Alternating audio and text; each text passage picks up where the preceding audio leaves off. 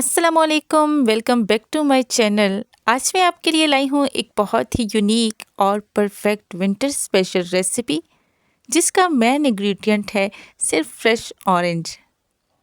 अगर आपने ऑरेंज से ऐसी रेसिपी कभी नहीं बनाई तो यकीन जानिए आज आपको बहुत पसंद आने वाली है ये रेसिपी।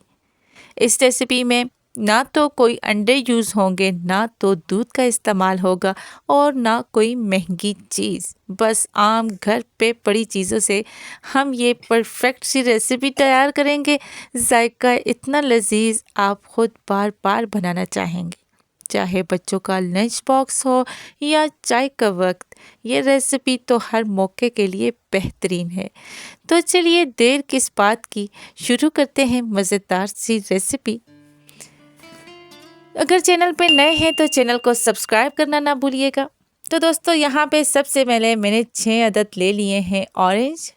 इनको अच्छी तरह से मैंने वॉश करना है। वॉश करना बहुत ज़रूरी है, डस्ट वगैरह इसकी निकालनी चाहिए। अच्छी तरह से धो लिए हैं मैंने।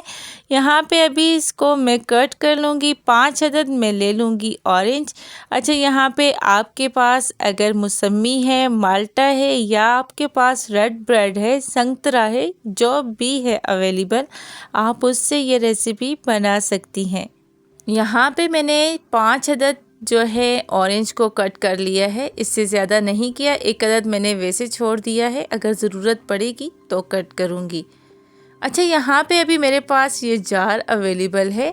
अगर आपके पास है तो ठीक, अगर नहीं है तो भी आपने टेंशन नहीं लेनी, क्योंकि इसके बग़ैर भी आप इजीली माल्टे का जूस निकाल सकती हैं।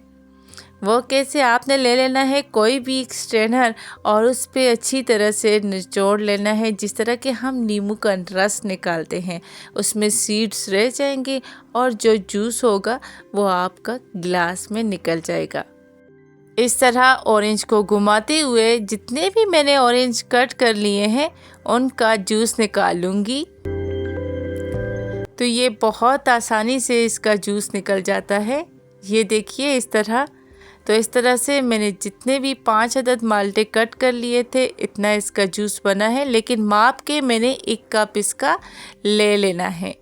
यहाँ पे जितने भी माल्टे मैंने जिसका जूस निकाला था, उसका गूदा सा हमने निकाल देना है, जो बीच में है जाल सा, और जो छिलका है उसे हमने बिल्कुल भी नहीं फेंकना। इसकी रेसिपी मैं आपके साथ ज़रूर शेयर करूँगी।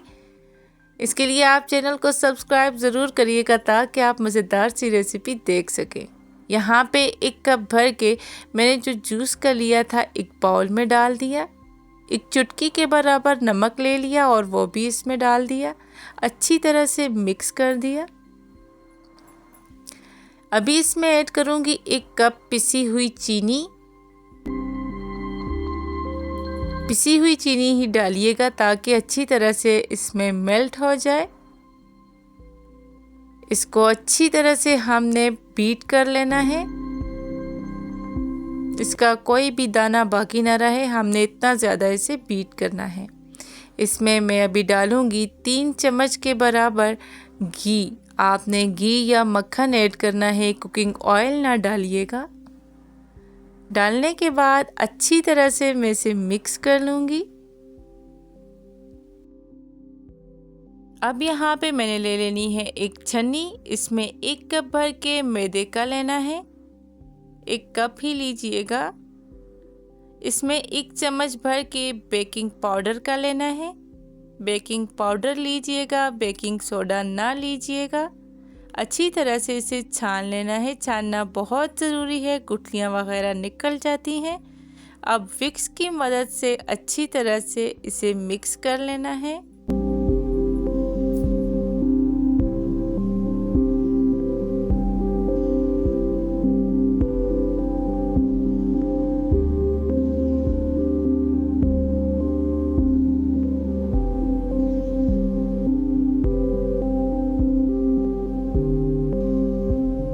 अब यहाँ पे मैं ऐड करूँगी फूड कलर। फूड कलर आप आपकी चॉइस है। अगर आप चाहती हैं कि इसका कलर हो तो आपने ऑरेंज कलर देने के लिए थोड़ा सा येलो और थोड़ा सा रेड कलर ऐड करना होगा। यहाँ पे 2 कलर मैंने ऐड करके अच्छी तरह से इसे विक्स की मदद से मिक्स कर लिया। तो ये देखिए ये इस तरह से कलर हो गया था, लेकिन फिर ऊपर से दोबारा मैंने इसमें रेड कलर थोड़ा सा ऐड कर दिया था, जिसकी वजह से ये ज़्यादा गुलाबी सा कलर इसका हो गया था, पिंकी पिंकी हो गया था। तो ये देख सकती हैं इसका ये कलर हो चुका। तो ये देखिए अभी ये रेडी है। अभी यहाँ पे मैंने मोल्ड को अच्छी तरह से ग्रीस कर लेना है। अगर आपके पास मोल्ड नहीं अवेलेबल तो कोई भी पतीली लेके आप उसे ग्रीस करके पेपर लगा के भी बना सकते हैं। यहाँ पे मैंने बटर पेपर नहीं यूज़ किया, आम कॉपी का पेज मैंने लिया है और उसे डबल करके इसमें लगा दिया है। अच्छी तरह से इसे भी ग्रीस कर लेना है। ग्रीस करने से ये होगा कि आपका जो केक है आसानी से डीमोल्ट हो जाएगा। यहाँ पे अभी बैटर सारा इसमें डाल दूँगी। आप इसकी कंसिस्टेंसी चेक कर सकती हैं कितनी परफेक्ट है माशाल्लाह। तो ये बना रहे हैं हम पतीले में, तो देखिएगा कितना परफेक्ट बनेगा माशाल्लाह। बहुत ज़बरदस्त ये बना था। अब इसके ऊपर थोड़ा सा टैप करना बहुत ज़रूरी है। थोड़ा सा टैप करिएगा और इसके ऊपर डाल दीजिएगा थोड़े से स्प्रिंकल, ये ऑप्शनल है। यहाँ पे पतीला मैंने अच्छी तरह से प्री हीट कर लिया है, लेकिन पतीले के नीचे भी मैंने एक प्लेट रखी है। ये रखनी बहुत ज़रूरी है। अगर आपको परफेक्ट बेकिंग करनी है तो इसे लाजमी रखिएगा। यहाँ पे अभी मैंने केक रख देना है। अगर आपके पास स्टैंड नहीं अवेलेबल, मैंने स्टैंड के ऊपर रखा है ये मोल्ड। अगर स्टैंड नहीं तो आप कोई भी कटोरी या स्टील की प्लेट भी रख सकती हैं। अभी अच्छी तरह से ढककर इसे 40 मिनट के लिए हमने हल्की आंच पे दम पे रखना है, जिस तरह हम चावल दम पे रखते हैं। तो यहाँ पे देखिए जी हो चुके हैं 40 मिनट पूरे। तो ये देखिए माशाल्लाह बहुत अच्छी तरह से ये फूल भी चुका है। अभी यहाँ पे टूथपिक की मदद से मैं चेक करूँगी कि ये अच्छी तरह से पका है कि नहीं। तो ये देखिए आपने इस तरह से चेक कर लेना है। तो ये अच्छी तरह से पक चुका है, क्योंकि कोई भी अमेज़ा इसके साथ नहीं लगा। परफेक्ट रेडी है। यहाँ पे आपने अभी इसे डीमोल्ड करना है।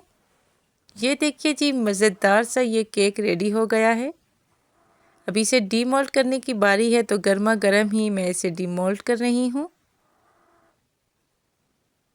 ये देखिए ये पेपर इसका रिमूव कर देना है, हटा देना है इस तरह से। ये देखिए इतना ज़्यादा फ्लफ़ी है कि इसके 2 हिस्से खुद ब खुद से हो रहे हैं। तो अभी इसकी कटिंग करूँगी। इस तरह से आपने इसको कट कर लेना है। अभी ये बहुत ज़्यादा गर्म है, लेकिन जब ये थोड़ा सा ठंडा होगा तो थोड़ा सा ये सख्त हो जाएगा।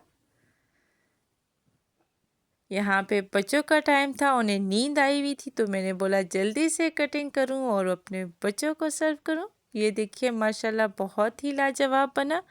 मैंने तो बच्चों की फरमाइश पे उनके लंच बॉक्स के लिए बनाया, तो सोचा क्यों ना आपके साथ ये रेसिपी शेयर करूं। अगर आपको ये रेसिपी पसंद आई तो मेरे चैनल को लाइक शेयर सब्सक्राइब ज़रूर करिएगा। आपकी तरफ से प्यार होता है, मोहब्बत होती है और सबसे बढ़कर मेरी हौसला अफजाई होती है। ये देख सकते हैं कि ये कितना नरम बना, कितना फ्लफ़ी बना। ट्राई करिएगा इस रेसिपी को ज़रूर और मुझे सब्सक्राइब ज़रूर करिएगा। जिसने मुझे सब्सक्राइब किया, जिसने मेरी वीडियो देखी, उनका बेहद शुक्रिया। इंशाल्लाह एक नई रेसिपी के साथ फिर मुलाकात होगी। दुआ में याद रखिएगा। अल्लाह हाफ़िज़, फ़ी अमानिल्लाह।